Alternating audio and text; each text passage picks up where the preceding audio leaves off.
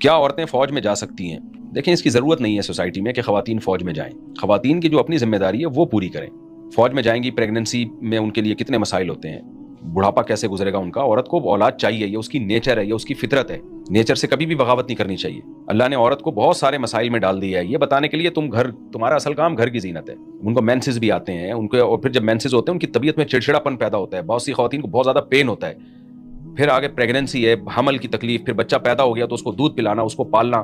یہ سب چیزوں میں مولویوں نے عورت کو نہیں الجھایا, یہ اللہ نے ڈالا ہے عورت کو, یہ فطرت نے ڈالا ہے.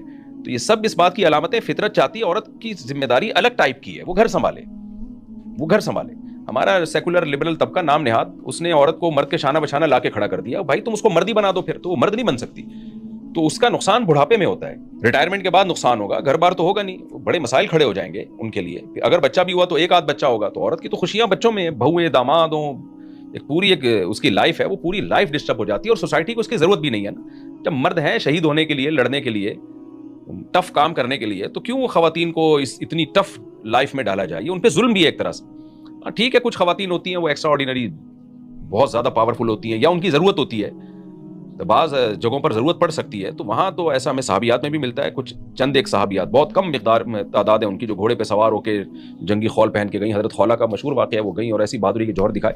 لیکن اسلامی تاریخ میں اس کی مثال بہت کم ملتی ہے. تو اس طرح اگر کوئی ایکسٹرا آرڈینری کوئی خاتون ہو, جو آپ کوئی حکومت سمجھتی ہو کہ ملک و ملت کے لیے ان کا فوج میں جانا بہت ضروری ہے, یہ بہت ذہین ہے, بہت بڑے کارنامے سر انجام دے سکتی ہے, تو ایک الگ بات ہے. نارملی یہ چیز اس لائق نہیں ہے کہ اس کو اپریشیٹ کیا جائے, کیونکہ اس سے عورت کی زندگی بھی ڈسٹرب ہوگی اور ملک کو اس کی ضرورت بھی نہیں ہے. تو ایسے مشکل کام یہ مردوں ہی کے ذمہ. تبھی دنیا میں کچھ فارمیلٹی پوری کرنے کے لیے, یہ جو سیکولر کنٹریز ہیں, یہ شو کرنے کے لیے کہ ہمارے ہاں مرد اور عورت کے حقوق برابر ہیں, عورتوں کو فوج میں لے تو لیتے ہیں یہ, لیکن یہ بھی بہت تھوڑی لیتے ہیں, صرف دنیا کو دکھانے کے لیے, دیکھو ہماری عورتیں کتنی قابل ہیں. وہ بہت تھوڑی تعداد میں لیتے ہیں, زیادہ تر مرد ہی رکھ رہے ہوتے ہیں یہ. تو کیوں؟ وجہ اس کی ان کو پتا ہے کہ بھائی یہ کام مردوں کا ہے, اور جو مرد کر سکتا ہے وہ عورت نہیں کر سکتی. اسی وجہ سے ان کے یہاں چند خواتین پائلٹ ہوتی ہیں, میجورٹی ان کے یہاں بھی پائلٹ عورتیں نہیں ہوتی, مرد ہی ہوتے ہیں. اور فوج میں آگے لڑنے کے لیے بھی مرد ہی ہوتے ہیں, بس فارمیلٹی دنیا کو دکھانے کے لیے کہ ہم کتنے براڈ مائنڈیڈ ہیں. تو کچھ ٹوپی ڈرامے انہوں نے کیے ہوئے ہوتے ہیں.